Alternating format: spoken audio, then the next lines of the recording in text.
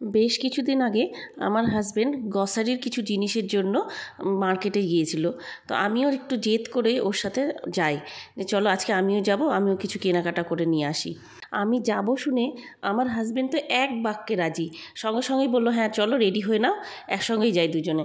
এই যে যথারীতি মার্কেটে এসেও পড়েছি, আর এই যে কেনাকাটাও শুরু হয়ে গেছে। জানেন তো, যেদিকে তাকাচ্ছি সেদিকেই শুধু মনে হচ্ছে আমার মেয়েদের জন্য এইটা লাগবে সেটা লাগবে, যাই দেখছি শুধু মেয়েদের কথাই মনে পড়ছে।